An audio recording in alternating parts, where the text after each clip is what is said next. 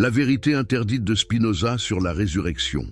Avant de commencer, si vous aimez les histoires qui défient tout ce que vous pensiez savoir, n'oubliez pas de vous abonner à la chaîne pour ne manquer aucun moment de révélation. Et dites-moi dans les commentaires, de quel pays nous regardez-vous en ce moment?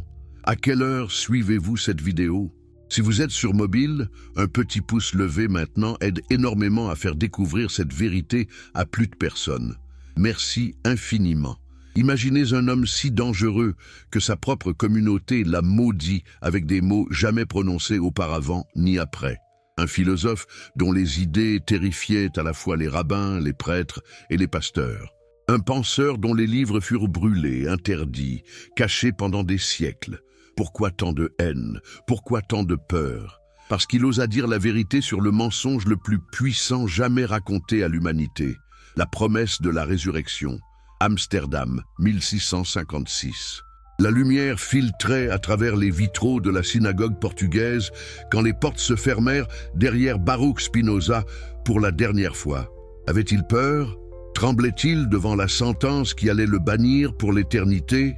Les rabbins allumèrent les bougies noires, symbole de mort spirituelle. Le chauffard résonna dans le silence glacial. Et puis vinrent les mots les plus terribles jamais prononcés contre un juif par d'autres juifs. Par le jugement des anges et la sentence des saints, nous excommunions, chassons, maudissons et exécrons Baruch Spinoza. Pouvez-vous imaginer l'intensité de ce moment? Qu'il soit maudit le jour, maudit la nuit, maudit quand il se couche, maudit quand il se lève, maudit quand il sort, maudit quand il rentre.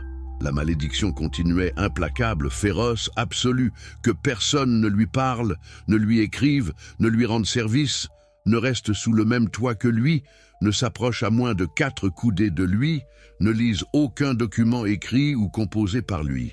Mais quel crime avait commis cet homme de 23 ans pour mériter une telle rage? Avait-il volé, tué, trahi son peuple? Non. Son crime était infiniment plus grave aux yeux des autorités religieuses. Il avait posé des questions, il avait douté, il avait utilisé sa raison pour examiner les textes sacrés. Et pire encore, il avait osé suggérer que les miracles n'existaient pas, que Moïse n'avait pas écrit la Torah, que la résurrection des morts était une impossibilité physique.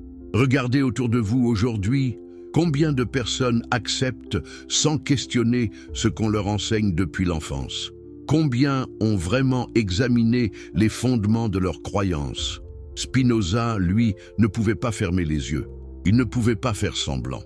La vérité l'appelait avec une force irrésistible, même si cette vérité devait le condamner à la solitude absolue. Les années précédant l'excommunication révèlent un esprit en ébullition. Dans les écoles talmudiques d'Amsterdam, le jeune Baruch excellait. Ses professeurs voyaient en lui un futur grand rabbin, peut-être l'un des plus brillants de sa génération. Sa mémoire était prodigieuse, sa capacité d'analyse exceptionnelle. Mais quelque chose ne fonctionnait pas dans l'esprit de Spinoza. Les contradictions dans les textes sacrés le dérangeaient. Les impossibilités logiques le tourmentaient. Comment Moïse pouvait-il avoir décrit sa propre mort dans le Deutéronome? Comment les lois de la nature pouvaient-elles être suspendues pour des miracles? Comment un corps mort depuis 3 jours pouvait-il revenir à la vie? Ces questions, murmurait-on, il les posait lors d'études privées.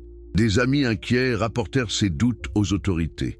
Des tentatives de corruption furent même organisées, promettant une pension annuelle de 1000 florins s'il gardait le silence public et continuait à fréquenter la synagogue, même sans y croire. Pouvez-vous imaginer?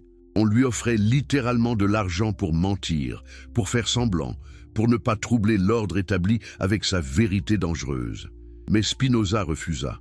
Pourquoi un homme choisirait-il la pauvreté, l'isolement et le danger plutôt que le confort du mensonge? Qu'est-ce qui brûlait si fort en lui qu'il ne pouvait compromettre? C'était plus qu'une simple quête intellectuelle. Pour Spinoza, vivre dans le mensonge était ne pas vivre du tout. Accepter des croyances qu'il savait fausses aurait été trahir la seule chose sacrée qui existait vraiment à ses yeux, la raison humaine, cette étincelle divine en chaque personne capable de comprendre l'ordre universel. Après l'excommunication, Spinoza changea même son prénom de Baruch à Benedictus, tous deux signifiant « béni », mais l'un en hébreu, l'autre en latin. Ce changement symbolisait une rupture totale avec son ancienne identité. Il n'était plus le juif prometteur. Il était désormais le philosophe libre, l'homme qui avait choisi la vérité universelle plutôt que l'appartenance tribale. Vivait-il dans la peur? Des fanatiques avaient tenté de l'assassiner. Un soir, sortant d'un théâtre, un homme l'avait attaqué au couteau. Spinoza survécut, gardant même le manteau troué comme rappel du prix de la vérité. Il se retira dans des villages tranquilles, gagnant sa vie en polissant des lentilles optiques. Quelle ironie magnifique, n'est-ce pas? L'homme qui cherchait à clarifier la vision intellectuelle de l'humanité polissait des verres pour clarifier la vision physique. Ses mains créaient des instruments pour voir le monde plus clairement, tandis que son esprit forgeait des instruments philosophiques pour comprendre l'univers plus profondément. Dans sa chambre modeste, entre la poussière de verre et l'odeur des livres, il écrivait. Il écrivait la philosophie la plus radicale que l'Europe ait jamais connue. Mais pourquoi les autorités religieuses, juives et chrétiennes, avaient-elles si peur de Spinoza? Qu'y avait-il dans ces idées qui menaçaient l'ordre entier de la civilisation occidentale? Pour comprendre, nous devons plonger dans le cœur de sa révolution philosophique, une révolution qui détruisait la possibilité même des miracles, et donc de la résurrection. Dans son œuvre monumentale, l'Éthique, Spinoza commença avec une proposition qui semblait innocente, mais qui contenait une bombe philosophique. Il n'existe qu'une seule substance dans l'univers, et cette substance est Dieu, ou si vous préférez, la nature. Deus sive natura, écrivait-il. Dieu ou nature, comme si les deux termes étaient interchangeables. Comprenez-vous l'énormité de cette affirmation? Spinoza éliminait la distinction entre le créateur et la création. Il n'y avait pas un Dieu séparé qui regardait l'univers d'en haut, intervenant occasionnellement par des miracles. Non, Dieu était l'univers lui-même, et l'univers était Dieu. Pourquoi cette idée était-elle si dangereuse? Parce qu'elle rendait les miracles impossibles. Si Dieu est identique à la nature, et que la nature suit des lois nécessaires et éternelles, alors un miracle serait Dieu se contredisant lui-même. Ce serait comme dire que les lois mathématiques peuvent soudainement changer, que 2 plus 2 pourrait égaler 5, si Dieu le décidait. Mais pour Spinoza, les lois de la nature étaient aussi nécessaires et immuables que les vérités mathématiques. Elles ne pouvaient pas être suspendues, même par Dieu, car elles étaient l'expression même de la nature divine. Réfléchissez à cela un instant. Si les miracles sont impossibles, qu'advient-il de toutes les religions qui se fondent sur des événements miraculeux? Qu'advient-il de l'Exode, de la mer Rouge qui s'ouvre, de la manne tombant du ciel? Qu'advient-il de la résurrection de Lazare, de la multiplication des pains? Et surtout, qu'advient-il de la résurrection du Christ, le miracle central, le fondement absolu du christianisme? Spinoza le savait. Il savait que ces idées détruisaient les fondations même des religions organisées. C'est pourquoi il écrivit également le traité théologico-politique, une œuvre si explosive qu'elle fut publiée anonymement et immédiatement interdite dans toute l'Europe chrétienne. Dans ce livre, Spinoza appliquait une analyse historique et critique aux textes bibliques, une approche que nous considérons maintenant comme normale dans les études bibliques universitaires, mais qui était révolutionnaire et blasphématoire au XVIIe siècle. Il démontrait que Moïse n'avait pas pu écrire le Pentateuque. Les preuves étaient dans le texte lui-même. Comment Moïse aurait-il pu écrire sur sa propre mort et son enterrement? Comment aurait-il pu utiliser des phrases comme « jusqu'à ce jour » faisant référence à des époques bien après sa mort? Comment pouvait-il mentionner des lieux qui n'avaient reçu leur nom qu'après la conquête de Canaan? Spinoza montra que la Torah était une compilation de différentes sources, écrites et éditées sur plusieurs siècles. Ce n'était pas la parole directe de Dieu dictée à Moïse sur le mont Sinaï. Et si la Torah n'était pas la parole littérale de Dieu, qu'en était-il des évangiles? Spinoza se tourna vers les récits de la résurrection avec le même œil critique et analytique. Aviez-vous déjà remarqué les contradictions entre les 4 évangiles concernant la résurrection? Non, c'est normal. Les églises ne les soulignent pas lors des sermons. Mais Spinoza, lui, les examina méthodiquement. Dans l'Évangile selon Matthieu, Marie-Madeleine et l'autre Marie vont au tombeau à l'aube. Elles rencontrent un ange qui leur dit que Jésus est ressuscité. En chemin pour informer les disciples, Jésus lui-même leur apparaît. Dans Marc, ce sont Marie-Madeleine, Marie mère de Jacques et Salomé qui vont au tombeau. Elles trouvent un jeune homme vêtu de blanc, pas un ange clairement identifié. Dans Luc, un groupe indéterminé de femmes trouve deux hommes en vêtements éblouissants. Dans Jean, Marie-Madeleine va seule au tombeau, trouve la pierre roulée, court chercher Pierre et Jean, puis revient et voit deux anges avant de rencontrer Jésus qu'elle prend d'abord pour le jardinier. Combien d'anges? Un, deux ou aucun, mais des hommes. Combien de femmes? Deux, trois ou plus? Jésus apparaît-il immédiatement aux femmes ou seulement plus tard? Ces récits sont-ils cohérents entre eux? Non.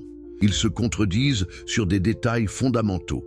Spinoza posait la question que personne n'osait poser. Si ces témoignages étaient représentés dans un tribunal moderne, seraient-ils acceptés comme preuve fiable d'un événement historique? Les contradictions ne les disqualifieraient-elles pas immédiatement? Mais Spinoza allait plus loin. Il ne se contentait pas de pointer les contradictions narratives. Il s'attaquait à l'impossibilité même d'une résurrection physique basée sur sa compréhension de la nature humaine. Pour comprendre son argument, nous devons plonger dans sa théorie révolutionnaire de la relation entre le corps et l'esprit, une théorie qui détruisait toute possibilité de survie de l'âme après la mort du corps. Dans la vision traditionnelle chrétienne, héritée en partie de Platon et d'Aristote, l'âme et le corps sont deux substances distinctes. L'âme immatérielle habite temporairement le corps matériel, comme un pilote dans un navire. À la mort, l'âme se sépare du corps et continue d'exister, attendant la résurrection finale où elle sera réunie avec un corps glorifié. Cette séparation entre âme et corps permettait de croire en la survie de la conscience après la mort et en la possibilité d'une résurrection future. Spinoza détruisit cette vision avec une logique implacable. Pour lui, le corps et l'esprit n'étaient pas deux substances différentes, mais deux aspects, deux attributs de la même substance unique. Imaginez regarder une pièce de monnaie. D'un côté, vous voyez pile, de l'autre, face. Sont-ce deux pièces différentes? Non, c'est la même pièce vue sous deux angles différents. De même, le corps et l'esprit sont la même chose, la même essence individuelle, perçue soit sous l'attribut de l'étendue, soit sous l'attribut de la pensée. Qu'est-ce que cela signifiait pour la résurrection? Cela signifiait que la mort du corps était simultanément la mort de l'esprit. Ils ne pouvaient pas être séparés, car ils n'étaient pas vraiment deux choses distinctes. Quand le corps cessait de fonctionner, l'esprit, qui en était l'expression mentale, cessait également. Il n'y avait pas d'âme fantomatique flottant au-dessus du cadavre, attendant de monter au ciel ou de descendre en enfer. Il n'y avait que le retour de cette configuration particulière, de la substance à la substance infinie elle-même. Mais alors, pourrait-on objecter, Spinoza niait-il toute forme d'immortalité? Spinoza répondait avec l'un des concepts les plus difficiles et les plus beaux de toute sa philosophie, l'éternité de l'esprit. Attention, il ne parlait pas d'immortalité au sens de continuation temporelle après la mort. Il parlait d'éternité au sens de participation à l'intemporel. Quelle différence cela fait-il? Spinoza distinguait entre la durée et l'éternité. La durée est l'existence dans le temps, avec un début et une fin. L'éternité n'est pas une durée infinie, mais l'absence complète de relation au temps. Une vérité mathématique, par exemple, est éternelle. Le théorème de Pythagore n'a pas commencé à être vrai à un certain moment et ne cessera jamais de l'être. Il est éternel dans la mesure où il existe en dehors du temps. De même, Spinoza affirmait que dans la mesure où l'esprit humain comprend les choses sous l'aspect de l'éternité, cet esprit participe lui-même à l'éternité. Qu'est-ce que cela signifie concrètement?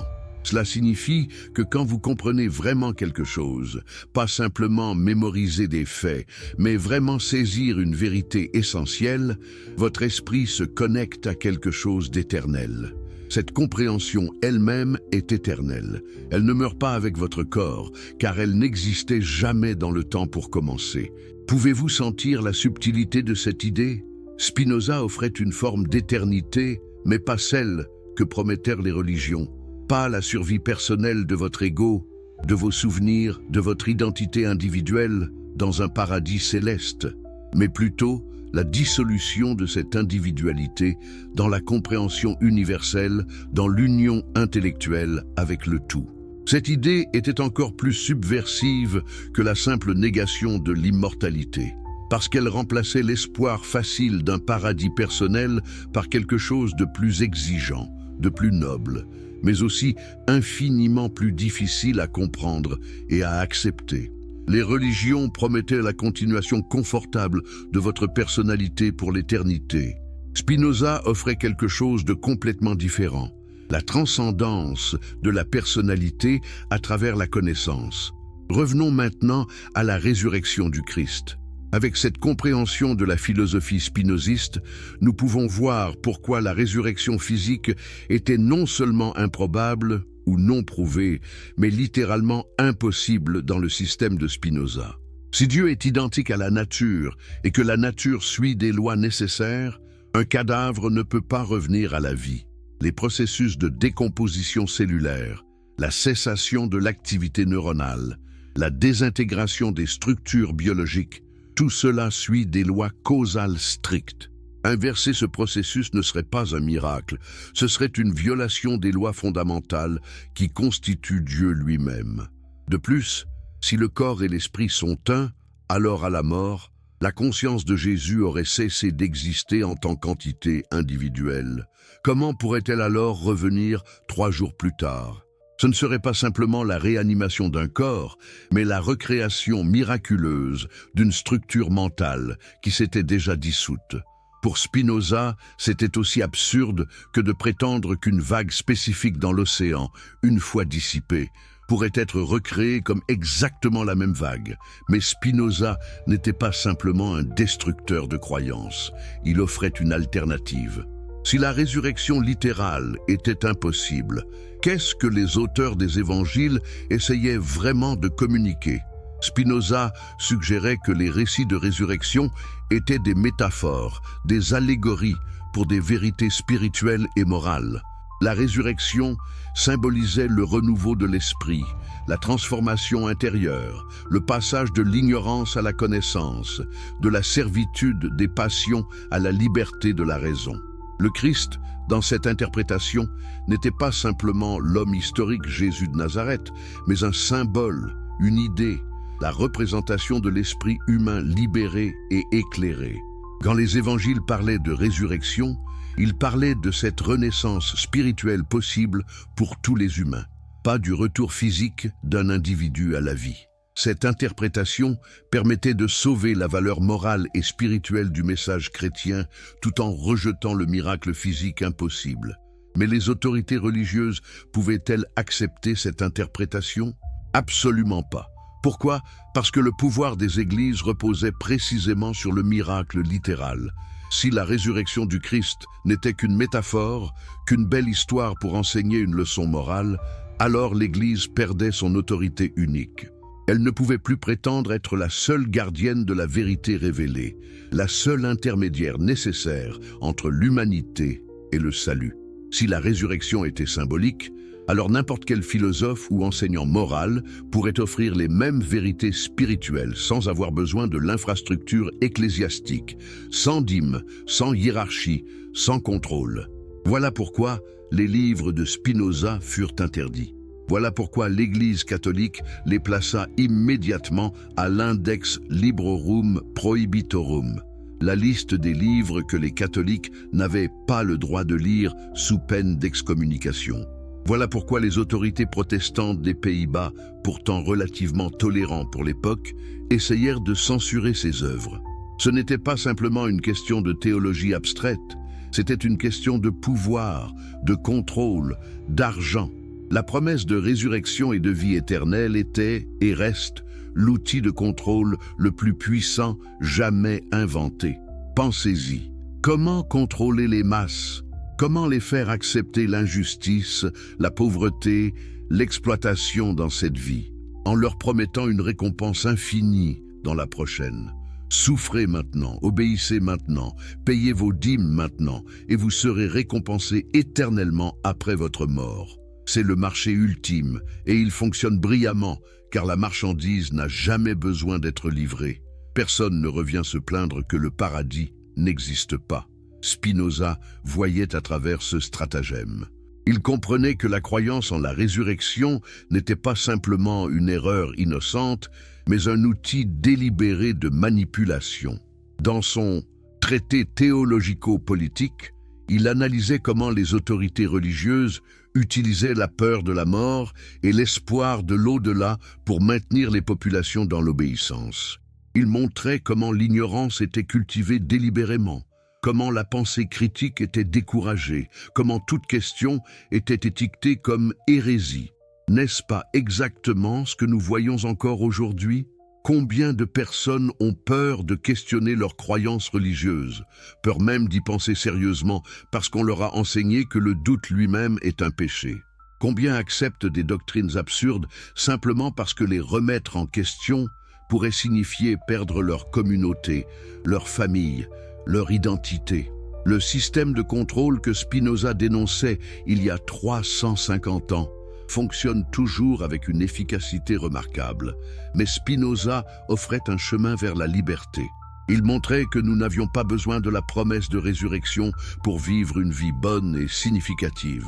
Au contraire, cette promesse nous distrayait de la vraie tâche: comprendre notre nature, développer notre raison, cultiver notre amour intellectuel de la totalité de l'existence. Pour Spinoza, la vraie religion n'était pas une question de rituel ou de croyance en des miracles, mais de vie éthique guidée par la raison. Imaginez le courage qu'il fallait pour écrire ces choses au XVIIe siècle. Spinoza vivait dans un monde où l'hérésie pouvait encore vous faire brûler vif. Moins d'un demi-siècle auparavant, Giordano Bruno avait été brûlé à Rome pour des idées moins radicales que celles de Spinoza. La guerre de 30 ans, une guerre de religion qui avait dévasté l'Europe centrale, venait tout juste de se terminer. Les persécutions de sorcières étaient encore courantes. L'Inquisition fonctionnait toujours en Espagne et en Italie. Et dans ce contexte de violence religieuse et d'intolérance, Spinoza osait dire que les miracles n'existaient pas, que la résurrection était impossible, que les religions organisées servaient principalement à contrôler les masses. Comment survécut-il? En partie par chance, en partie grâce à la relative tolérance des Pays-Bas par rapport au reste de l'Europe, et en partie parce qu'il publia ses œuvres les plus radicales, anonymement ou posthumes. Son chef-d'œuvre, L'Éthique, ne fut publié qu'après sa mort en 1677, à l'âge de 44 ans. Même alors, il fut immédiatement interdit. Ses amis durent cacher les manuscrits, les publier en secret, utiliser de faux titres et de faux éditeurs pour faire circuler ses idées. Mais les idées ne peuvent être tuées. Elles se propagent comme un virus, d'esprit en esprit, de génération en génération. Les autorités pouvaient brûler les livres de Spinoza, mais elles ne pouvaient pas brûler les pensées de tous ceux qui les avaient lus. Elles ne pouvaient pas empêcher les philosophes des Lumières, un siècle plus tard, de redécouvrir Spinoza et de baser leur propre critique de la religion sur ses fondations. Elles ne pouvaient pas empêcher les théologiens libéraux du XIXe siècle d'adopter ces méthodes de critique biblique. Elles ne pouvaient pas empêcher Einstein, au XXe siècle, de dire qu'il croyait au Dieu de Spinoza, qui se révèle dans l'harmonie ordonnée de ce qui existe, pas au Dieu qui s'occupe du destin et des actions des êtres humains. Vous souhaitez que je continue avec la même profondeur narrative pour développer davantage les implications de la philosophie spinoziste sur la résurrection et ses conséquences historiques? Si cette histoire vous passionne et que vous voulez découvrir des vérités qui changent tout, abonnez-vous maintenant pour ne rien manquer. Dites-moi dans les commentaires de quel pays vous nous regardez et quelle heure il est chez vous en ce moment. Et si vous êtes sur mobile, un pouce levé aide énormément à partager cette révélation avec plus de personnes. Merci du fond du cœur. Avez-vous déjà ouvert une Bible et lu attentivement les récits de la résurrection en comparant les 4 évangiles côte à côte? Non? Vous n'êtes pas seul. Des milliards de croyants à travers l'histoire ont accepté ces récits sans jamais les examiner de près. Mais Spinoza, lui, les a lus avec l'attention minutieuse d'un détective cherchant la vérité dans un dossier rempli de témoignages contradictoires. Ce qu'il a découvert devait ébranler les fondations mêmes de la chrétienté. Commençons par le commencement, ou plutôt par les commencements. Car il n'y a pas un seul récit de résurrection, mais 4 versions distinctes et inconciliables. Matthieu nous raconte qu'à l'aube du premier jour de la semaine, Marie-Madeleine et l'autre Marie vinrent voir le sépulcre. Soudain, il y eut un grand tremblement de terre. Un ange du Seigneur descendit du ciel, roula la pierre et s'assit dessus. Son aspect était comme l'éclair et son vêtement blanc comme la neige. Les gardes tremblèrent de peur et devinrent comme morts. L'ange dit aux femmes de ne pas avoir peur, que Jésus était ressuscité, et leur ordonna d'aller vite dire aux disciples de se rendre en Galilée où ils verraient Jésus. Mais attendez, dans l'évangile de Marc, l'histoire est différente. Ce sont Marie-Madeleine, Marie mère de Jacques et Salomé qui viennent au tombeau. Elles se demandaient entre elles qui roulerait la pierre pour elles, car elle était très grande. Mais en arrivant, elles virent que la pierre avait déjà été roulée. Entrant dans le tombeau, elles virent un jeune homme assis à droite, vêtu d'une robe blanche, et elles furent saisies de frayeur. Pas d'ange clairement identifié ici, pas de tremblement de terre, pas de descente spectaculaire du ciel. Juste un jeune homme mystérieux déjà présent dans le tombeau. L'évangile de Luc complique encore les choses. Un groupe de femmes, dont Marie-Madeleine, Jeanne et Marie mère de Jacques, viennent au tombeau avec des aromates. Elles trouvent la pierre roulée et entrent, mais ne trouvent pas le corps du Seigneur Jésus. Comme elles ne savaient que penser, voici que 2 hommes leur apparurent en habits resplendissants. Saisies de frayeur, elles baissèrent le visage vers la terre. Mais les hommes leur dirent de ne pas chercher parmi les morts celui qui est vivant. 2 hommes maintenant, pas un ange, pas un jeune homme. Les détails changent à chaque récit. Et puis il y a Jean, l'évangile le plus tardif, qui nous donne une version complètement différente. Marie-Madeleine vient seule au tombeau de grand matin, alors qu'il fait encore sombre. Elle voit que la pierre a été enlevée et court aussitôt vers Simon-Pierre et l'autre disciple que Jésus aimait, leur disant qu'on a enlevé le Seigneur du tombeau et qu'elle ne sait pas où on l'a mis. Pierre et l'autre disciple courent au tombeau, constatent qu'il est vide, puis rentrent chez eux. Marie reste dehors près du tombeau à pleurer. C'est seulement alors qu'elle se penche pour regarder dans le tombeau et voit 2 anges en vêtements blancs assis là où avait reposé le corps de Jésus. Alors, combien d'anges ou de messagers célestes? 1 selon Matthieu et Marc, 2 selon Luc et Jean. Mais Marc parle d'un jeune homme, pas explicitement d'un ange. Combien de femmes? 2 selon Matthieu, 3 selon Marc, un groupe indéterminé selon Luc, 1 seule selon Jean. La pierre était-elle déjà roulée quand elles sont arrivées, ou l'ont-elles vue rouler par un ange accompagné d'un tremblement de terre? Y avait-il des gardes romains qui s'évanouirent de terreur, ou n'y avait-il personne? Les femmes furent-elles invitées à entrer dans le tombeau, ou restèrent-elles dehors? Spinoza posa la question que les théologiens évitaient depuis des siècles. Comment ces récits peuvent-ils tous être vrais en même temps? Si des témoins humains dans un tribunal moderne présentaient des témoignages aussi contradictoires sur un événement qu'ils prétendent avoir tous vécu, leur crédibilité ne serait-elle pas immédiatement remise en question? Imaginez un procès où 4 témoins décrivent un crime. Mais l'un dit qu'il y avait un agresseur, un autre dit qu'il y en avait 2, un troisième ne peut pas dire combien de victimes il y avait, et le 4e donne un timing complètement différent. Accepteriez-vous ces témoignages comme preuve fiable? Mais les contradictions ne s'arrêtent pas aux circonstances de la découverte du tombeau vide. Les apparitions de Jésus ressuscité présentent des divergences encore plus troublantes.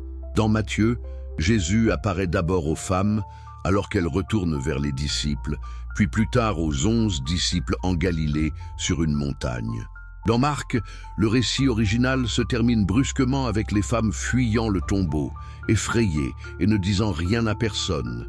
Les versets suivants, décrivant les apparitions de Jésus, sont reconnus même par les érudits chrétiens conservateurs comme des ajouts ultérieurs. absent des manuscrits les plus anciens. N'est-ce pas extraordinaire? La fin de l'évangile de Marc, décrivant les apparitions post-résurrection, est une falsification ultérieure. Dans Luc, Jésus apparaît d'abord à 2 disciples sur le chemin d'Emmaüs, puis aux 11 rassemblés à Jérusalem le soir même. Il mange du poisson devant eux pour prouver qu'il n'est pas un esprit, puis les conduit dehors jusqu'à Béthanie où il les bénit et est enlevé au ciel.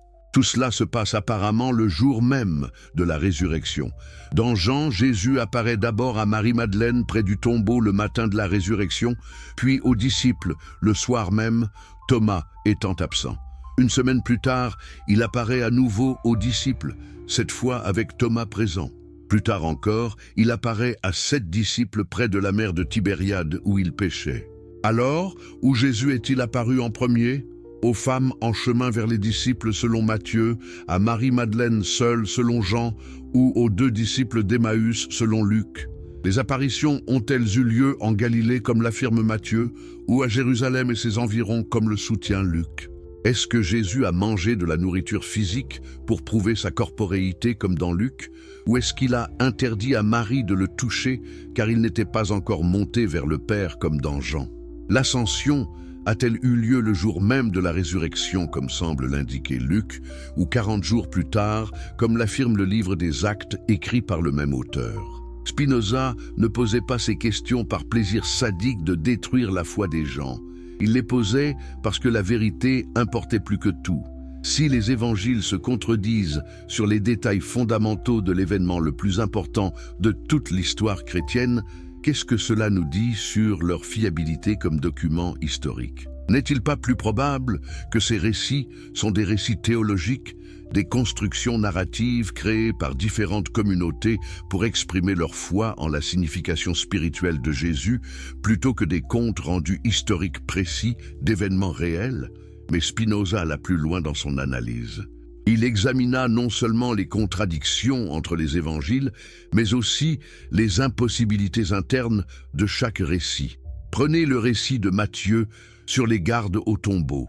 Matthieu raconte que les principaux sacrificateurs et les pharisiens allèrent ensemble chez Pilate le jour après la crucifixion, qui était un sabbat, pour demander que le tombeau soit sécurisé. Ils dirent à Pilate que Jésus avait prédit qu'il ressusciterait après 3 jours, et ils craignaient que les disciples ne viennent voler le corps et ne disent au peuple qu'il était ressuscité d'entre les morts. Pilate leur donna des gardes et ils scellèrent la pierre. Attendez un instant. Les pharisiens stricts, qui observaient méticuleusement le sabbat, auraient-ils vraiment marché jusqu'au palais de Pilate, négocié avec l'occupant romain païen, organisé le déploiement de gardes, tout cela pendant le sabbat où même allumer un feu était interdit, où tout travail cessait, et Pilate, qui venait de céder à contre-cœur aux demandes juives de crucifier Jésus, aurait-il vraiment fourni des gardes romains pour protéger le tombeau d'un prédicateur itinérant juif qu'il venait d'exécuter? Pour quelle raison? Quel intérêt Rome avait-elle à empêcher les disciples de voler un corps? De plus, aucun des autres évangiles ne mentionne ces gardes. Si des soldats romains avaient vraiment été témoins d'un ange descendant du ciel, dans un tremblement de terre, roulant une pierre d'un tombeau, et si ces soldats avaient ensuite été soudoyés par les autorités juives pour dire que les disciples avaient volé le corps pendant qu'ils dormaient, ne serait-ce pas un détail assez important pour que tous les évangiles le mentionnent? Mais non, seulement Matthieu raconte cette histoire. Marc, Luc et Jean n'en disent rien. Pourquoi? Spinoza suggérait que Matthieu avait inventé cette histoire pour répondre à une accusation circulant parmi les Juifs de son époque, l'accusation que les disciples avaient effectivement volé le corps. L'histoire des gardes était une défense apologétique, pas un fait historique. Examinons maintenant la nature même du corps ressuscité tel que décrit dans les évangiles. Était-ce un corps physique ordinaire ou quelque chose d'autre? Dans Luc, Jésus insiste sur sa corporéité physique. Il dit aux disciples terrifiés qui pensent voir un esprit de toucher ses mains et ses pieds, de voir que c'est bien lui, car un esprit n'a ni chair ni os. Puis il demande de la nourriture et mange du poisson grillé devant eux pour prouver qu'il est physique. Mais dans Jean, ce même Jésus apparaît soudainement au milieu des disciples alors que les portes étaient verrouillées. Comment un corps physique, avec de la chair et des os, traverse-t-il des portes fermées? Dans l'histoire d'Emmaüs dans Luc, Jésus marche et parle avec 2 disciples pendant des heures, mais ils ne le reconnaissent pas. Ce n'est que lorsqu'ils rompent le pain que leurs yeux s'ouvrent et qu'ils le reconnaissent. Et à ce moment-là, il disparaît de leur vue. Disparaît? Un corps physique peut-il simplement disparaître instantanément?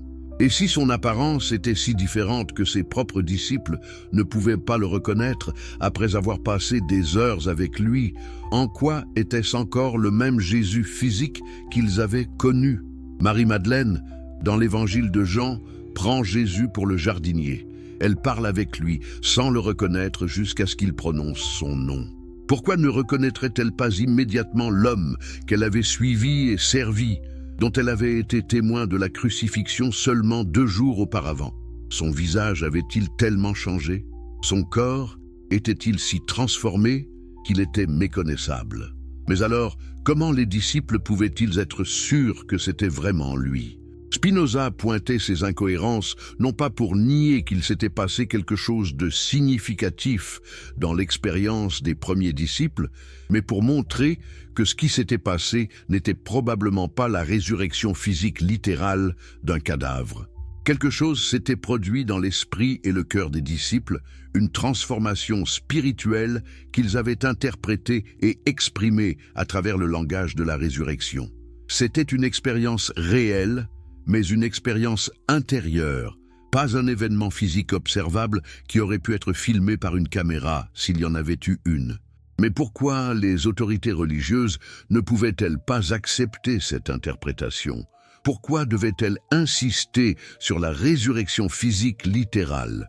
Spinoza comprenait que c'était une question de pouvoir. Si la résurrection était simplement une métaphore pour une transformation spirituelle, alors l'Église perdait son monopole sur le salut. N'importe qui pouvait vivre cette transformation spirituelle sans avoir besoin de l'Église, de ses sacrements, de ses prêtres, de ses rituels coûteux. Pensez à la structure de pouvoir qui s'était développée autour de la résurrection. L'Église catholique affirmait être la seule gardienne de la grâce salvifique parce qu'elle était fondée par le Christ ressuscité lui-même, qui avait donné les clés du royaume à Pierre. Les sacrements tiraient leur pouvoir de cette connexion directe avec le Christ physiquement ressuscité. L'Eucharistie, où le pain et le vin deviennent littéralement le corps et le sang du Christ, ne fonctionnait que si le Christ avait un vrai corps physique ressuscité. Le sacrement de pénitence, où les prêtres avaient le pouvoir de pardonner les péchés, était basé sur l'autorité transmise par le Christ ressuscité aux apôtres. Si la résurrection n'était qu'une belle métaphore, toute cette structure s'effondrait. Les prêtres n'avaient plus de pouvoir spécial. Les sacrements n'étaient que des symboles. L'Église n'était qu'une organisation humaine parmi d'autres, sans autorité divine unique. Les dîmes que les pauvres paysans payaient, souvent au prix de leur propre faim, pour assurer leur salut éternel, n'étaient plus nécessaires. Les indulgences vendues pour réduire le temps au purgatoire, qui avaient enrichi l'Église au point de permettre la construction de la basilique Saint-Pierre, étaient exposées comme une fraude monumentale. Comprenez-vous maintenant pourquoi Spinoza était si dangereux? Il ne se contentait pas de questionner un dogme théologique obscur. Il menaçait la machine économique et politique entière qui s'était construite autour de la promesse de résurrection et de vie éternelle. Il exposait le plus grand racket de protection de tous les temps. Obéissez-nous maintenant pour éviter la punition éternelle plus tard. Obéissez-nous maintenant pour recevoir la récompense infinie après votre mort. Et comme personne ne revient jamais de la mort pour confirmer ou infirmer ses promesses, le système est parfaitement auto-entretenu. Spinoza révélait aussi quelque chose de plus subtil et peut-être encore plus subversif. Il montrait comment la promesse de résurrection et d'au-delà servait à maintenir l'ordre social injuste. Si vous êtes pauvre, exploité, opprimé dans cette vie, ne vous révoltez pas, ne cherchez pas à changer les structures injustes. Acceptez votre souffrance avec patience, car votre récompense viendra dans la prochaine vie. Les riches et les puissants iront en enfer. Vous irez au paradis. Cette vie n'est qu'un test temporaire, une salle d'attente avant la vraie vie éternelle. Quel message parfait pour maintenir le statu quo, n'est-ce pas? Les opprimés acceptent leur oppression parce qu'ils croient que justice sera faite dans l'au-delà. Les puissants peuvent continuer à exploiter sans crainte de révolte. Et l'Église, positionnée comme l'intermédiaire nécessaire entre ce monde et le suivant, accumule richesse et pouvoir des deux côtés. Elle reçoit le soutien des puissants qu'elle aide à contrôler les masses, et elle reçoit les offrandes des pauvres qui espèrent acheter leur chemin vers le paradis. Saint Paul lui-même l'avait dit explicitement. Si le Christ n'est pas ressuscité, votre foi est vaine. Toute la structure du christianisme repose sur ce seul événement miraculeux. Enlever la résurrection physique littérale, et l'édifice entier s'effondre. Les autorités ecclésiastiques le savaient. C'est pourquoi elles réagissaient avec une férocité absolue contre quiconque osait questionner la résurrection.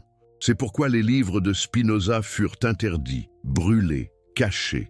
C'est pourquoi simplement posséder une copie du traité théologico-politique pouvait vous valoir l'emprisonnement dans certains pays européens.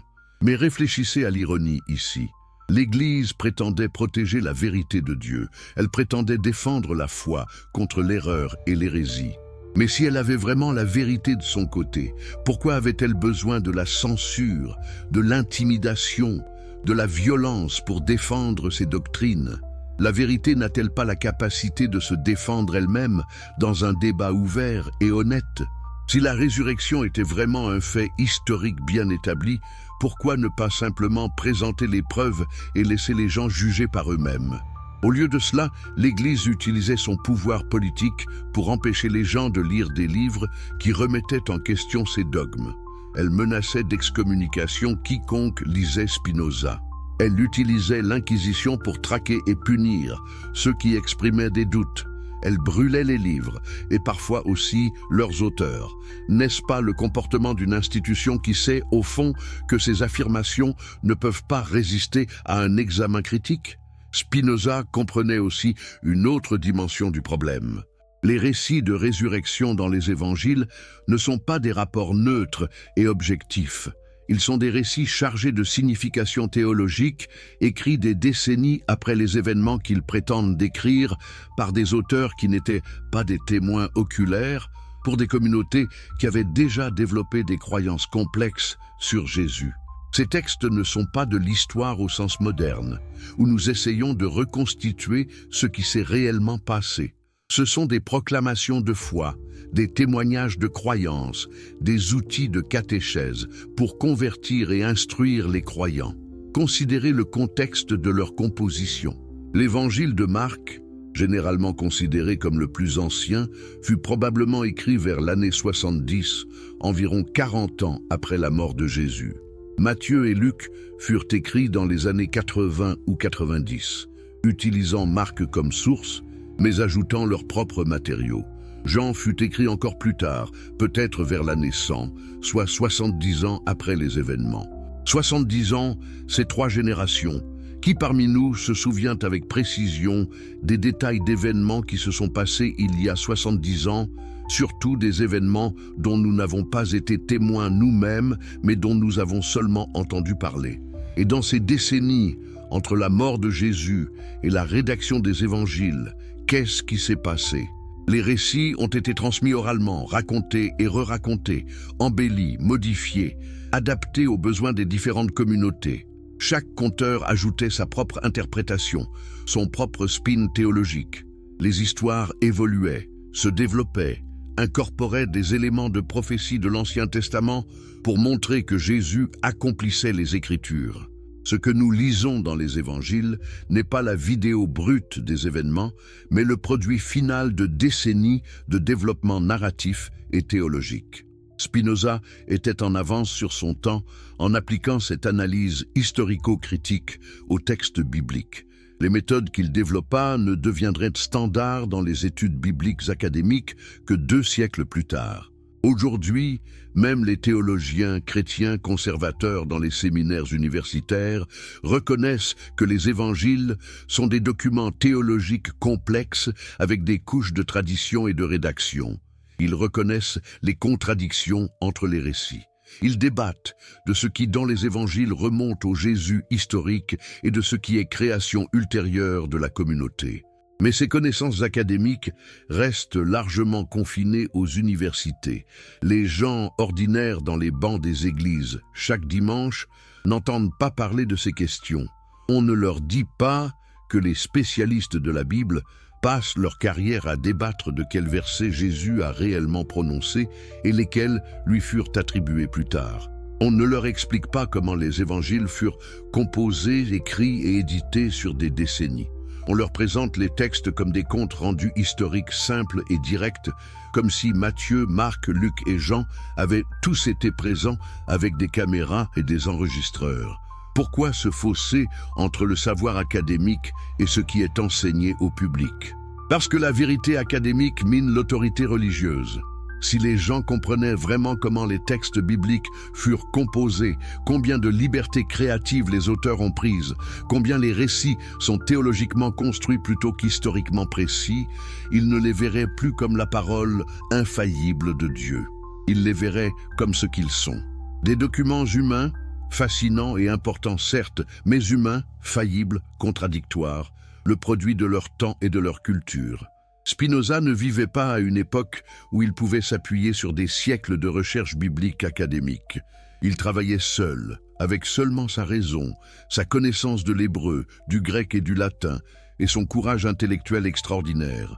Et pourtant, il arrivait aux mêmes conclusions que les spécialistes modernes atteindraient en utilisant des méthodologies sophistiquées et des siècles de recherche cumulative. Comment était-ce possible? Parce que les contradictions et les impossibilités étaient toujours là dans les textes, évidentes pour quiconque les lisait avec un œil critique plutôt qu'avec l'œil de la foi aveugle. Mais arrêtons-nous un moment et posons une question différente. Même si nous acceptons que les récits de résurrection sont contradictoires et historiquement non fiables, qu'en est-il des premiers disciples eux-mêmes? Quelque chose a dû se passer pour transformer un groupe de pêcheurs juifs terrifiés et découragés en prédicateurs audacieux, prêts à mourir pour leur message. Comment expliquer cette transformation si la résurrection n'a pas eu lieu? Spinoza avait une réponse à cette question aussi, et c'était peut-être sa vision la plus profonde. Il ne niait pas que les disciples avaient vécu quelque chose de réel et de transformateur. Mais il affirmait que ce qu'ils avaient vécu était une expérience intérieure, psychologique et spirituelle, pas un événement physique extérieur. Dans leur deuil, dans leur méditation sur les enseignements de Jésus, dans leur réflexion collective sur sa signification, quelque chose s'était éveillé en eux. Ils avaient senti sa présence de manière spirituelle. Ils avaient eu ce que nous appellerions aujourd'hui des visions, des expériences mystiques. Ces expériences étaient absolument réelles pour eux. Elles n'étaient pas des hallucinations au sens de perceptions fausses, sans contenu significatif. C'étaient des expériences spirituelles profondes qui transformaient leur compréhension et leur donnaient un nouveau sens de mission. Mais les interpréter comme des apparitions physiques d'un corps ressuscité était, selon Spinoza, une erreur catégorielle. C'était prendre le langage métaphorique et symbolique qu'ils utilisaient naturellement pour décrire leurs expériences spirituelles et le transformer en affirmation physique littérale. Pensez aux expériences mystiques décrites dans toutes les traditions religieuses. Des soufis musulmans parlent de rencontrer le prophète Mohammed dans leurs visions. Des bouddhistes parlent d'apparition du Bouddha. Des hindous rapportent des visions de Krishna ou de Shiva. Ces expériences sont réelles pour ceux qui les vivent. Elles transforment des vies. Mais nous ne concluons pas qu'elles impliquent la manifestation physique littérale de personnages historiques morts depuis longtemps. Nous les comprenons comme des expériences spirituelles intérieures. Pourquoi traiter différemment les expériences des disciples de Jésus? Pourquoi insister que leurs visions doivent avoir été des rencontres physiques littérales avec un corps ressuscité, alors que nous interprétons les expériences mystiques similaires dans d'autres traditions comme purement spirituelles? N'est-ce pas un cas flagrant de double standard où nous appliquons une norme différente à notre propre tradition religieuse qu'à celle des autres? Spinoza suggérait aussi quelque chose de plus radical. Et si l'expérience de la résurrection n'était pas du tout unique aux disciples de Jésus? Et si c'était un type d'expérience spirituelle accessible à tous les humains, qui cultivent la connaissance et l'amour de Dieu? Et si la vraie signification de la résurrection n'était pas qu'un homme spécifique a vaincu la mort physique, mais que tous les humains peuvent transcender la peur de la mort à travers la compréhension de leur participation éternelle à la nature infinie? C'était la vraie hérésie aux yeux de l'Église. Pas simplement le doute sur la résurrection physique, mais l'affirmation que l'expérience spirituelle centrale du christianisme, l'expérience de transcender la mort, n'était pas le monopole des chrétiens ni liée à un événement historique unique, mais était une possibilité universelle pour tous les êtres humains qui suivaient le chemin de la raison et de l'amour intellectuel de Dieu. Si Spinoza avait raison, alors les églises n'étaient pas nécessaires, les prêtres n'étaient pas nécessaires, les sacrements n'étaient pas nécessaires. La seule chose nécessaire était la cultivation de la connaissance et de l'amour, quelque chose que chaque personne pouvait faire par elle-même, sans intermédiaire institutionnel. Pouvez-vous imaginer une menace plus grande pour une institution qui tirait son pouvoir et sa richesse de se positionner comme l'intermédiaire indispensable entre l'humanité et Dieu? Voulez-vous que je poursuive avec la même profondeur pour développer davantage les thèmes du contrôle, du pouvoir et de l'alternative spinoziste? Si vous êtes fasciné par ces révélations qui ébranlent tout ce que vous pensiez savoir, abonnez-vous dès maintenant pour ne manquer aucune vérité. Écrivez dans les commentaires de quel pays vous nous regardez et quelle heure il est chez vous. Et si vous êtes sur téléphone, un petit pouce levé maintenant aide énormément à faire connaître cette histoire à davantage de personnes. Merci infiniment. Alors Spinoza ne nous laissait-il qu'avec le vide? Après avoir démoli la promesse réconfortante de résurrection, après avoir détruit l'espoir d'une vie après la mort, après avoir montré que les miracles étaient impossibles et que les récits évangéliques étaient contradictoires, que nous restait-il? Le désespoir, le nihilisme, une existence dénuée de sens se terminant dans l'anéantissement total. Non, 1000 fois non. Ce que Spinoza nous offrait était infiniment plus profond, plus beau, plus vrai que les fausses promesses des religions institutionnelles. Il nous offrait quelque chose que personne ne pourrait jamais nous enlever, quelque chose qui ne dépendait pas de la foi aveugle ou de l'obéissance aux autorités. Il nous offrait la béatitude ici et maintenant, dans cette vie, à travers ce qu'il appelait l'amor Dei intellectualis, l'amour intellectuel de Dieu. Mais qu'est-ce que cela signifie exactement? Comment peut-on aimer intellectuellement? L'amour n'est-il pas une émotion, un sentiment, quelque chose qui vient du cœur et non de l'esprit? Pour Spinoza, cette distinction elle-même était une erreur, un vestige de la vieille philosophie dualiste qui séparait artificiellement la raison et l'émotion, la pensée et le sentiment, l'esprit et le corps. Dans son système, tout était uni. L'amour intellectuel n'était pas opposé à l'amour émotionnel. C'était l'amour le plus pur, le plus profond, le plus durable possible, un amour qui émergeait de la compréhension elle-même. Imaginez que vous comprenez vraiment, profondément, comment fonctionne l'univers. Pas simplement mémoriser des faits scientifiques, mais saisir intuitivement la nécessité des choses, voir comment tout découle de la nature même de la réalité, comprendre que chaque événement, chaque chose, chaque être fait partie d'une chaîne causale infinie qui est l'expression même de Dieu ou de la nature. Quand vous atteignez ce niveau de compréhension, quelque chose d'extraordinaire se produit. Vous ne pouvez pas vous empêcher d'aimer cette totalité. Vous ne pouvez pas vous empêcher de ressentir une joie profonde dans la contemplation de l'ordre universel. C'est cela, l'amour intellectuel de Dieu. Mais pourquoi Spinoza l'appelait-il amour de Dieu si Dieu était simplement identique à la nature? Parce que la nature, dans toute sa complexité et son harmonie, dans toute sa puissance et sa beauté, dans toute sa nécessité et son ordre, méritait le nom de Dieu. Pas le Dieu anthropomorphique des religions, le vieil homme barbu sur un trône, jugeant les humains. Mais Dieu comme la substance infinie, éternelle, parfaite dont tout découle nécessairement. Quand Einstein disait qu'il croyait au Dieu de Spinoza, c'était cela qu'il voulait dire. Il ressentait cette admiration, cette révérence, cet amour face à l'harmonie et l'ordre de l'univers révélé par les équations de la physique. Et cet amour, cette compréhension amenait quelque chose que Spinoza appelait la béatitude. Pas le bonheur superficiel qui dépend des circonstances externes, qui vient et part selon que la fortune nous sourit ou nous frappe. Non, la béatitude était une joie profonde, stable, inébranlable qui venait de l'intérieur, de la compréhension elle-même. C'était la satisfaction suprême de l'esprit qui se connaît lui-même et connaît sa place dans l'ordre éternel des choses. Pouvez-vous comprendre à quel point c'était radical? Spinoza disait que nous n'avions pas besoin d'attendre la mort pour connaître la béatitude éternelle. Nous n'avions pas besoin de gagner notre chemin vers le paradis par l'obéissance et le sacrifice. Nous n'avions pas besoin d'intermédiaires ecclésiastiques pour nous connecter au divin. Tout ce dont nous avions besoin était déjà en nous.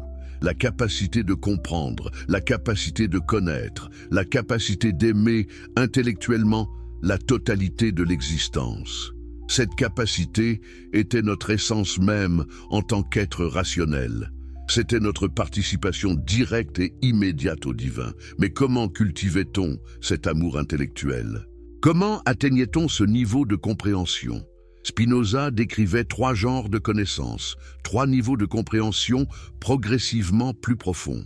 Le premier genre était la connaissance par ouï-dire et l'imagination, ce que nous apprenons sans vraiment comprendre, les opinions et les croyances que nous absorbons de notre culture, de notre éducation, de nos expériences aléatoires. C'était le niveau le plus bas, le plus confus, le plus sujet à l'erreur. Le deuxième genre était la connaissance rationnelle, la connaissance scientifique qui comprend les choses à travers leurs causes. Quand vous comprenez pourquoi la neige fond à une certaine température, pourquoi les planètes orbitent selon certaines lois, pourquoi les animaux évoluent de certaines manières, vous avez le deuxième genre de connaissance. C'était déjà infiniment supérieur au premier genre. C'était la connaissance qui libérait de la superstition, qui montrait l'ordre nécessaire derrière l'apparent chaos. Mais il y avait un troisième genre, le plus élevé, que Spinoza appelait la connaissance intuitive. C'était quand vous ne compreniez pas simplement les lois causales abstraites, mais quand vous saisissiez intuitivement comment chaque chose particulière découlait nécessairement de la nature éternelle de Dieu. C'était voir le monde subspécié aeternitatis, sous l'aspect de l'éternité. C'était comprendre que tout ce qui existe, existe nécessairement, parfaitement, comme expression de la substance infinie. Quand vous atteignez ce troisième genre de connaissance, vous ne pouviez plus avoir peur de la mort. Pourquoi? Parce que vous compreniez que ce que vous êtes vraiment, votre essence, n'avait jamais commencé et ne finirait jamais. Vous n'étiez pas une entité séparée et isolée qui naît, vit brièvement, puis cesse d'exister. Vous étiez un mode de la substance infinie, une expression de Dieu, une vague dans l'océan infini de l'être. Les vagues se lèvent et retombent, mais l'océan demeure éternellement. Votre forme individuelle se dissolvait à la mort, oui, mais la substance dont vous étiez fait, l'être même qui s'exprimait à travers vous, était éternelle. N'est-ce pas une forme d'immortalité plus profonde que la survie personnelle promise par les religions? Les religions vous disaient que votre ego, votre personnalité, vos souvenirs, tout ce qui fait de vous un individu séparé, continuerait éternellement. Mais réfléchissez un instant. Voulez-vous vraiment cela? Voulez-vous vraiment que votre ego, avec toutes ses anxiétés, ses désirs insatisfaits, ses peurs, ses attachements persistent pour l'éternité? Ne serait-ce pas une forme de torture plutôt qu'un paradis? Spinoza offrait quelque chose de différent. Il offrait la dissolution de l'ego dans la compréhension universelle, la fusion avec le tout, non pas comme perte, mais comme accomplissement suprême. C'était ce que les mystiques de toutes les traditions avaient toujours cherché. Les soufis parlaient de fana, l'anéantissement du soi dans l'unité avec Allah. Les bouddhistes parlaient de nirvana, l'extinction du soi séparé. Les hindous parlaient de moksha, la libération par la réalisation que Atman est Brahman, que le soi individuel est identique à l'absolu universel. Spinoza arrivait à la même destination par le chemin de la philosophie rationnelle, plutôt que par les pratiques mystiques, mais la destination était la même. Et cette compréhension transformait complètement comment vous viviez votre vie, ici et maintenant. Si vous compreniez vraiment que tout découlait nécessairement de la nature de Dieu, vous ne pouviez plus haïr personne. Comment pourriez-vous haïr quelqu'un pour ses actions, quand vous compreniez que ses actions découlaient nécessairement de sa nature et des causes qu'il avait formées? Ce serait aussi absurde que de haïr un triangle pour avoir 3 angles, ou de haïr l'eau pour couler vers le bas. Vous comprendriez que même les actions les plus destructrices étaient l'expression de la souffrance, de l'ignorance, de l'incapacité à comprendre son véritable bien. Cette compréhension amenait la compassion, pas la compassion molle et sentimentale qui dit que tout est acceptable, mais la compassion profonde qui voit la tragédie humaine universelle, notre emprisonnement dans l'ignorance et les passions, notre incapacité générale à comprendre ce qui nous rendrait vraiment heureux. Et cette compassion s'étendait aussi à vous-même.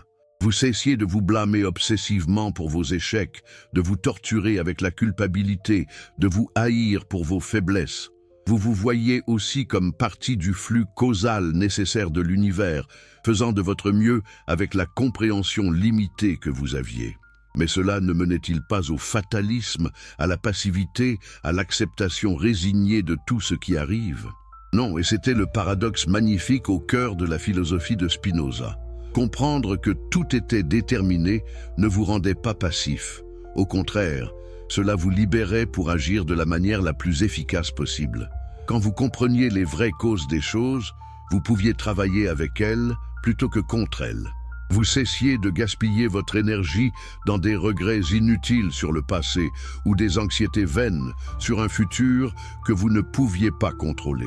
Vous vous concentriez sur ce que vous pouviez effectivement influencer, votre propre compréhension, vos propres actions dans le présent.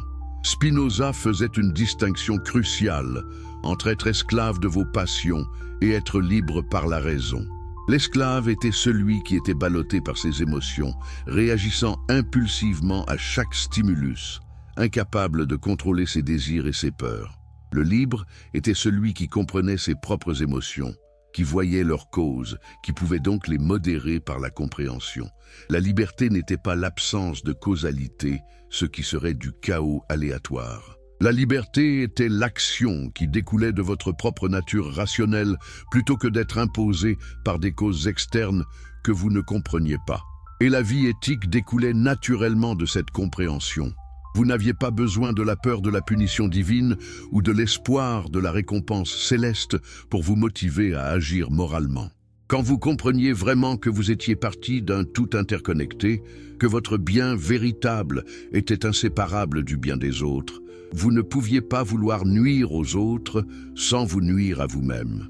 L'éthique n'était pas un ensemble de commandements arbitraires imposés par un Dieu extérieur. C'était la compréhension rationnelle de ce qui amenait véritablement la joie et l'épanouissement.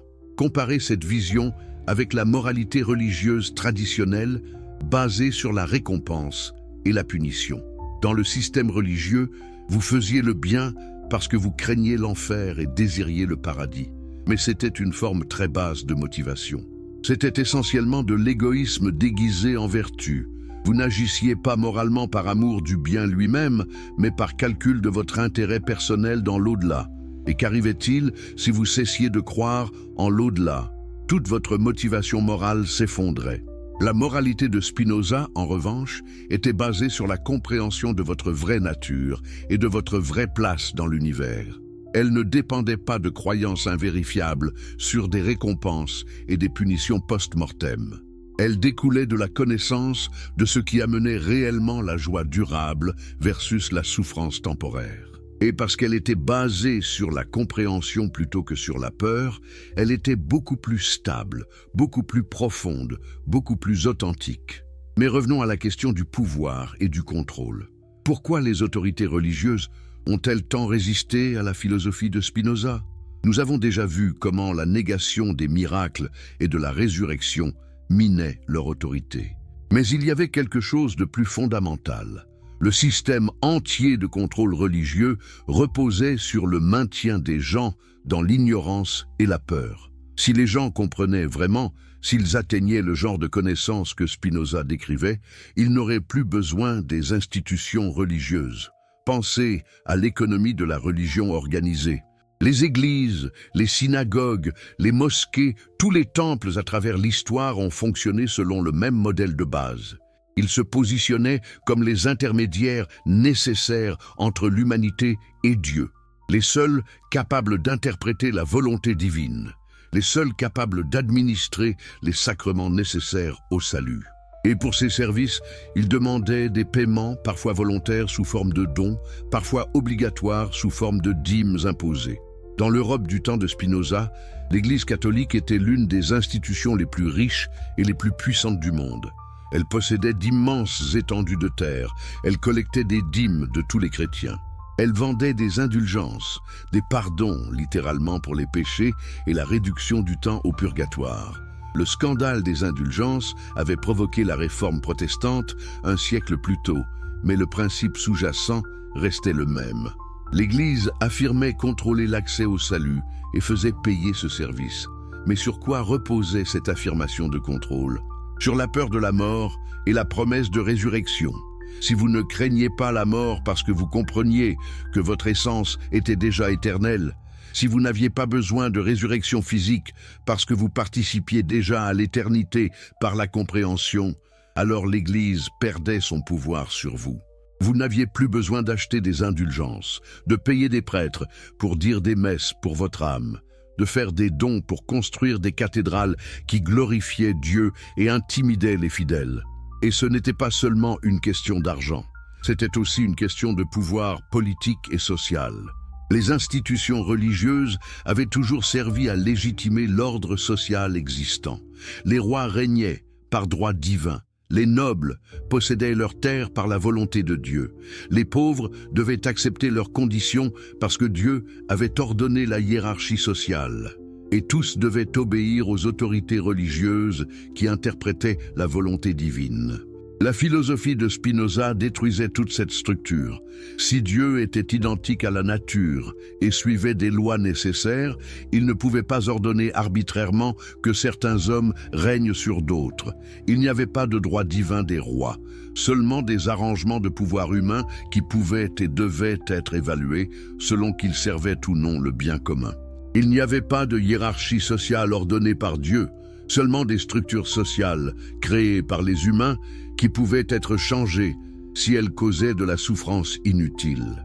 Spinoza allait même plus loin dans son traité théologico-politique.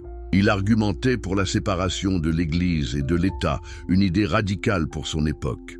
Il disait que l'État devait garantir la liberté de pensée et d'expression, y compris la liberté de critiquer la religion. Il affirmait que personne ne devait être persécuté pour ses croyances religieuses ou son manque de croyances, tant qu'ils obéissaient aux lois civiles et ne troublaient pas la paix publique. Pouvez-vous imaginer à quel point ces idées étaient dangereuses au XVIIe siècle? Dans un monde où presque tous les États avaient une religion officielle, où l'hérésie était un crime, où les guerres de religion venaient tout juste de dévaster l'Europe, où l'Inquisition fonctionnait toujours, Spinoza osait dire que l'État devait être neutre en matière de religion et que les gens devaient être libres de croire ou de ne pas croire comme ils le voulaient. C'était une attaque directe contre tout l'ordre établi et les autorités le comprenaient parfaitement. C'est pourquoi elles ont réagi avec une telle violence. Le traité théologico-politique fut immédiatement interdit dans la plupart des pays européens. Même aux Pays-Bas relativement tolérants, il y eut des tentatives de poursuivre Spinoza et ses éditeurs. Le livre fut dénoncé depuis les chaires comme l'œuvre du diable. Des théologiens écrivirent des réfutations volumineuses essayant de démolir ses arguments. Mais ils ne pouvaient pas réfuter la logique de Spinoza par la raison. Alors, ils se tournaient vers l'intimidation et la censure, parce que la vérité était que les arguments de Spinoza étaient solides. Ses prémices étaient claires, son raisonnement était rigoureux, ses conclusions découlaient logiquement de ses prémices. Si vous acceptiez que Dieu était identique à la nature et que la nature suivait des lois nécessaires, tout le reste suivait inévitablement. Les miracles étaient impossibles. La résurrection était impossible. Les textes sacrés n'étaient pas la parole infaillible de Dieu, mais des documents humains. L'autorité religieuse n'avait aucune base légitime. La seule chose qui avait une autorité réelle était la raison elle-même, accessible à tous les humains. Mais la raison accessible à tous menaçait la hiérarchie. Si chaque personne pouvait raisonner par elle-même, comprendre par elle-même, atteindre la béatitude par elle-même, alors à quoi servaient les prêtres? À quoi servaient les théologiens avec leurs disputes scolastiques incompréhensibles? À quoi servaient les évêques et les papes avec leur autorité soi-disant transmise depuis les apôtres? Ils n'étaient plus nécessaires. Pire, ils étaient des obstacles, des interférences entre les individus et la vérité. Spinoza ne se contentait pas de critiquer les institutions religieuses de son temps. Il créait un modèle alternatif pour vivre spirituellement sans religion organisée. Et ce modèle était terriblement attrayant précisément parce qu'il offrait ce que les religions promettaient mais ne pouvaient jamais vraiment livrer. La libération authentique de la peur, la joie durable, la paix intérieure, la connexion avec le divin, tout cela sans avoir besoin de croire des choses absurdes, sans avoir besoin de soumettre votre raison à l'autorité, sans avoir besoin de payer pour votre salut. Mais vivons-nous aujourd'hui dans un monde si différent de celui de Spinoza? Certes, nous n'avons plus l'Inquisition dans les pays occidentaux. Les livres ne sont plus brûlés publiquement. Personne n'est plus brûlé vif pour hérésie. Nous avons la liberté d'expression, la séparation de l'Église et de l'État, la liberté religieuse. Les idées pour lesquelles Spinoza fut persécuté sont maintenant acceptées comme des droits humains fondamentaux dans les démocraties libérales. N'avons-nous pas progressé au-delà de l'obscurantisme religieux qu'il combattait? En surface, oui, mais regardez plus profondément. Des milliards de personnes à travers le monde croient toujours littéralement en la résurrection des morts. Ils basent leurs vies entières sur l'espoir d'un paradis et la peur d'un enfer dont il n'existe aucune preuve. Ils donnent de l'argent à des institutions religieuses qui promettent le salut. Ils obéissent à des autorités religieuses qui prétendent parler au nom de Dieu. Ils acceptent des doctrines qu'ils ne comprennent pas et n'osent pas questionner. Ils enseignent ces doctrines à leurs enfants, perpétuant le cycle de l'ignorance et de la peur. Et maintenant, nous avons aussi la science moderne qui a confirmé au-delà de tout doute raisonnable que les miracles du type décrit dans la Bible n'arrivent pas. Nous savons que les lois de la physique, de la chimie, de la biologie ne sont pas suspendues. Nous savons que les cadavres ne reviennent pas à la vie. Nous savons que la conscience dépend du cerveau et que quand le cerveau meurt, la conscience cesse. La neuroscience moderne a montré exactement ce que Spinoza argumentait philosophiquement. L'esprit et le corps ne sont pas deux substances séparables, mais deux aspects de la même chose. Quand des parties spécifiques du cerveau sont endommagées, des aspects spécifiques de la conscience sont perdus. Endommagez l'hippocampe et vous perdez la capacité de former de nouveaux souvenirs. Endommagez le cortex préfrontal et votre personnalité change. Endommagez les zones du langage et vous perdez la capacité de parler ou de comprendre le langage. Si l'esprit était une âme immatérielle séparée du cerveau, pourquoi des dommages physiques au cerveau affecteraient-ils si précisément des aspects spécifiques de la conscience? Et quand le cerveau meurt complètement, quand toute activité électrique cesse, quand les neurones se décomposent, où va cette âme soi-disant immatérielle? Comment continue-t-elle à penser, à se souvenir, à avoir des expériences sans le substrat physique qui rendait toutes ces choses possibles? C'est comme demander comment un programme informatique continue à fonctionner après que l'ordinateur a été détruit. Le programme n'existait que comme configuration spécifique du matériel. Sans le matériel, il n'y a pas de programme. La conscience est comme le programme. Elle émerge de la configuration et de l'activité du cerveau. Quand le cerveau cesse de fonctionner, la conscience cesse d'exister. Pas de résurrection n'est possible parce que vous ne pouvez pas ressusciter un programme en détruisant l'ordinateur et en espérant que le programme flotte quelque part dans les terres puis revient quand vous construisez un nouvel ordinateur. Ce n'est pas ainsi que les choses fonctionnent. Mais les religions continuent à enseigner la résurrection comme si la science des 3 derniers siècles n'avait jamais existé. Elles continuent à offrir de faux espoirs basés sur des impossibilités physiques. Et des milliards de personnes continuent à y croire. Pas parce que les preuves sont convaincantes, mais parce que l'alternative, accepter la mortalité, accepter que cette vie est tout ce que nous avons, est trop terrifiante à contempler. Voilà le pouvoir persistant de la promesse de résurrection.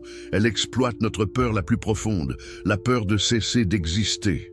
Elle nous offre un mensonge réconfortant plutôt qu'une vérité difficile. Et nous nous accrochons à ce mensonge avec une ténacité désespérée, même quand toutes les preuves le contredisent, parce que nous ne pouvons pas supporter l'idée de notre propre fin.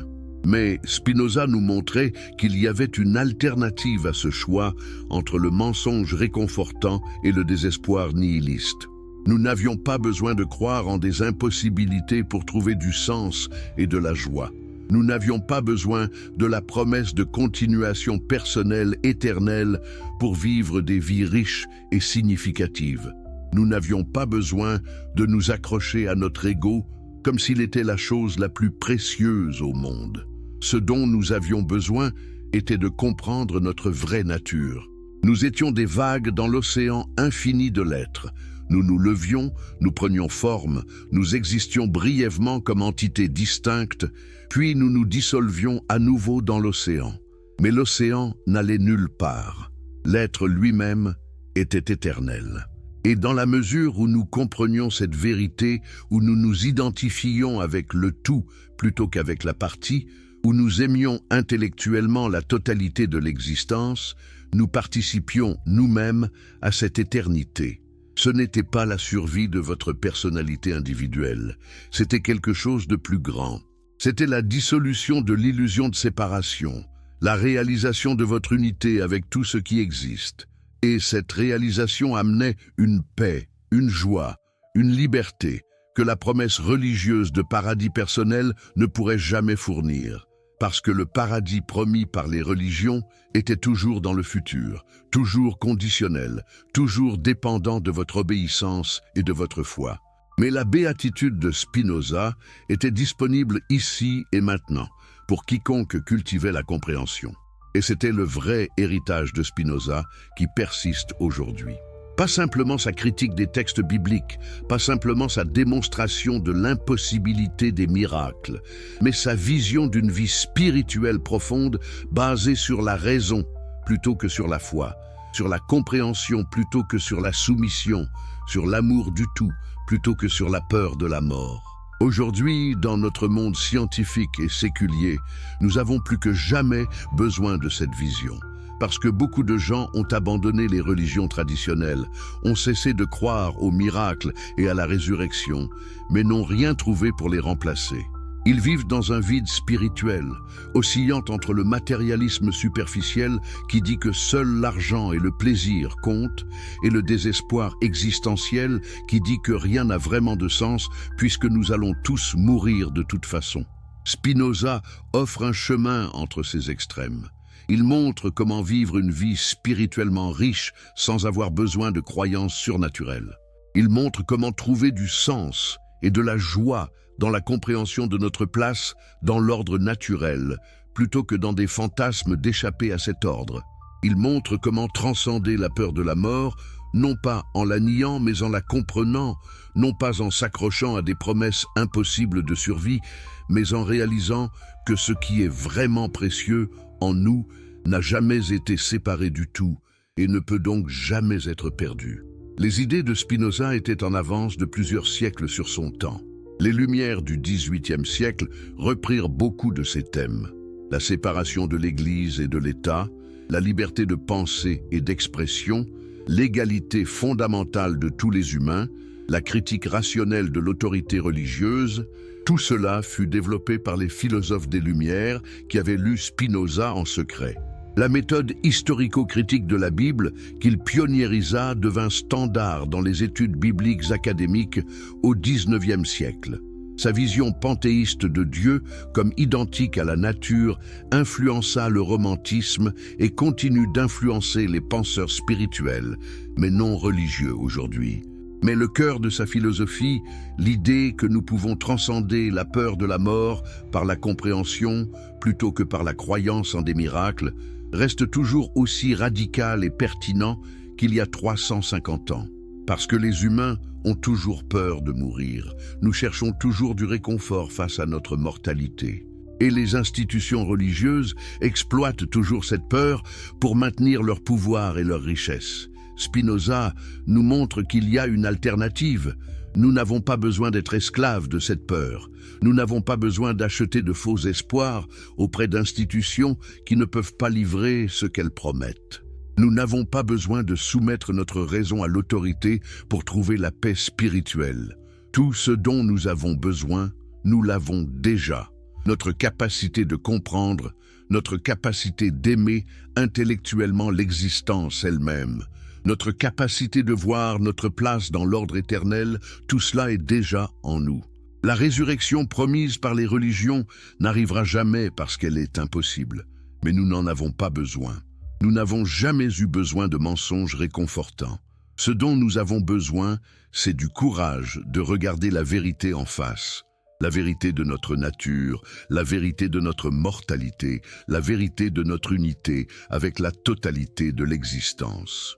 Et quand nous avons ce courage, quand nous cultivons cette compréhension, nous découvrons quelque chose que personne ne peut nous enlever, quelque chose qui ne dépend pas de la foi ou de l'obéissance, ou du paiement. Nous découvrons la béatitude, ici et maintenant, la joie de participer consciemment à l'éternité, non pas comme promesse future, mais comme réalité présente. Voilà le vrai message de Spinoza. Voilà pourquoi ses livres furent brûlés et interdits. Voilà pourquoi il fut excommunié et persécuté. Non pas parce qu'il offrait le désespoir, mais parce qu'il offrait quelque chose de plus dangereux pour les autorités religieuses, la libération authentique. La libération de la peur, de l'ignorance, de la dépendance aux institutions qui prétendent contrôler l'accès au salut. La libération qui vient de comprendre que nous sommes déjà et avons toujours été partie de l'Éternel. Aujourd'hui, plus de 3 siècles après sa mort, Spinoza a gagné.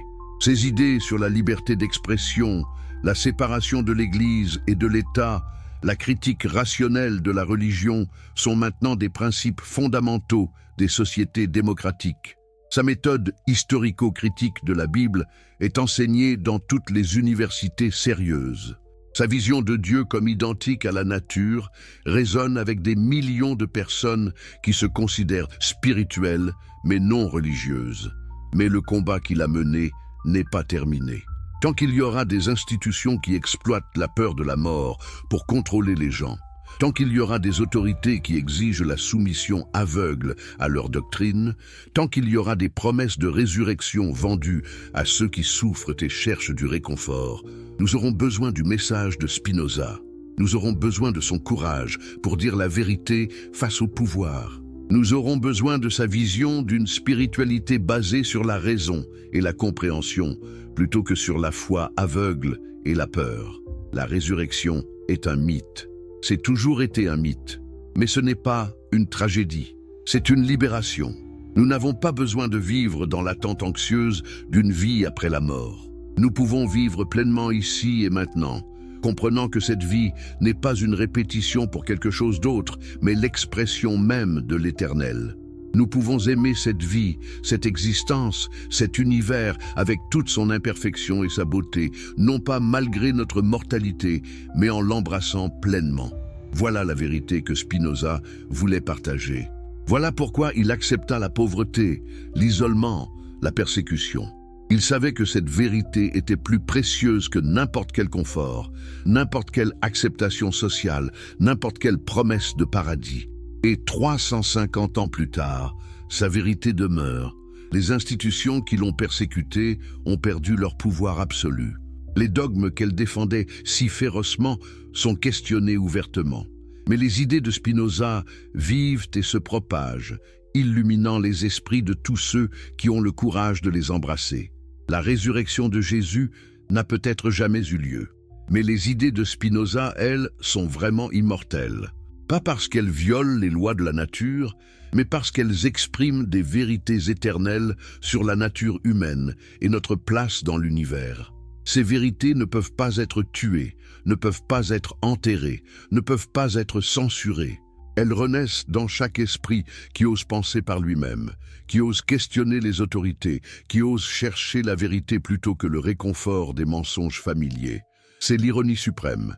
L'Église prêche la résurrection d'un homme qui, selon toute probabilité, n'est jamais revenu d'entre les morts. Mais Spinoza, l'hérétique, l'excommunié, celui dont les livres furent brûlés et interdits, connaît une vraie résurrection à chaque génération. Ces idées ne meurent jamais. Elles renaissent constamment dans de nouveaux esprits. Elles continuent à libérer les gens de la peur et de l'ignorance. Elles continuent à offrir une alternative à la fois au dogmatisme religieux et au désespoir nihiliste. Alors qui a vraiment gagné? Le Christ dont la résurrection reste à jamais douteuse, dont les enseignements furent tordus et utilisés pour justifier l'oppression et l'exploitation? Ou Spinoza qui offrit une voie vers la béatitude basée non sur la foi aveugle, mais sur la compréhension, non sur la peur de la mort, mais sur l'amour de la vie, non sur la promesse d'un au-delà imaginaire, mais sur la participation consciente à l'éternité ici et maintenant?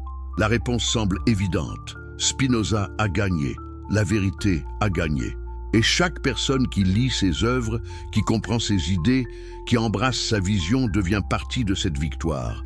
Vous devenez partie de sa résurrection, non pas la résurrection physique impossible d'un cadavre, mais la résurrection intellectuelle et spirituelle d'idées qui libère l'humanité de ses chaînes les plus anciennes et les plus lourdes. Voilà pourquoi cette histoire importait. Voilà pourquoi nous devions la raconter, non pas simplement comme exercice académique dans l'histoire de la philosophie, mais comme rappel que la quête de la vérité vaut tous les sacrifices, que le courage intellectuel peut changer le monde, que les idées sont plus puissantes que toutes les institutions qui essaient de les supprimer. Spinoza vécut pauvre et mourut jeune, à 44 ans. Probablement des suites de l'inhalation constante de la poussière de verre de son travail de polisseur de lentilles. Il n'eut jamais d'épouse, jamais d'enfant, jamais de grande reconnaissance de son vivant. Ses œuvres principales furent publiées anonymement ou après sa mort. Il fut vilipendé, diabolisé, ses livres furent brûlés. Mais aujourd'hui, 3 siècles et demi plus tard, nous le reconnaissons comme l'un des plus grands philosophes de tous les temps, un pionnier des Lumières, un héros de la liberté intellectuelle. Et les autorités religieuses qui le persécutèrent, elles sont oubliées ou se sont excusées. L'Église catholique a levé l'interdiction de ses livres. Les érudits religieux étudient maintenant ses œuvres dans les séminaires. Même la communauté juive d'Amsterdam, qui prononça contre lui la plus terrible malédiction jamais utilisée, a reconnu son importance. En 2012, la communauté juive d'Amsterdam lui offrit symboliquement de lever l'excommunication, reconnaissant que c'était une erreur, que Spinoza était un penseur important dont les idées méritèrent d'être considérées, même si on n'était pas d'accord avec elles. Trop peu, trop tard, pourrait-on dire, mais c'est aussi une reconnaissance que la vérité finit toujours par l'emporter. Les mensonges peuvent régner temporairement par la force et l'intimidation, mais la vérité a une force propre, une force qui ne peut pas être supprimée indéfiniment. Elle s'infiltre, elle se propage, elle transforme les esprits un par un jusqu'à ce que les anciennes certitudes s'effondrent et qu'un nouveau monde émerge. Nous vivons aujourd'hui dans un monde que Spinoza a aidé à créer. Un monde où la liberté de penser est un droit, où la science explore librement les lois de la nature, où les institutions religieuses ne peuvent plus brûler ceux qui les questionnent. Mais nous devons aussi nous rappeler que cette liberté n'est pas garantie, qu'elle doit être défendue à chaque génération, que les forces de l'obscurantisme et du dogmatisme ne disparaissent jamais complètement. Voilà pourquoi l'histoire de Spinoza reste pertinente.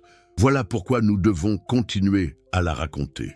Non pas pour détruire la foi de quiconque, mais pour rappeler que la foi qui ne peut pas résister au questionnement n'est pas une foi qui vaut la peine d'être gardée. pour rappeler que la vérité n'a pas besoin de censure et d'intimidation pour se défendre. Pour rappeler que notre dignité en tant qu'êtres humains réside dans notre capacité de penser par nous-mêmes, de chercher la vérité même quand elle est inconfortable, d'avoir le courage de vivre selon notre compréhension plutôt que selon les dogmes des autorités.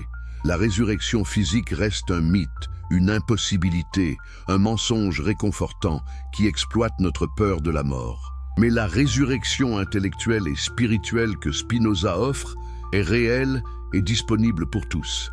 C'est la résurrection de la raison contre la superstition, de la compréhension contre l'ignorance, de la liberté contre l'esclavage mental. Et cette résurrection se produit chaque fois qu'un esprit s'éveille à la vérité, chaque fois qu'une personne ose questionner, chaque fois que quelqu'un choisit la difficile beauté de la réalité sur le mensonge confortable de l'illusion. C'est le legs éternel de Spinoza.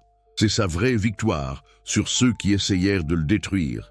Et c'est l'invitation qu'il nous offre encore aujourd'hui. Arrêtez d'attendre une résurrection qui ne viendra jamais. Arrêtez de vivre dans la peur d'une mort qui n'est pas la fin. Commencez à vivre pleinement dans le présent, comprenant que vous êtes déjà et avez toujours été partie de l'Éternel.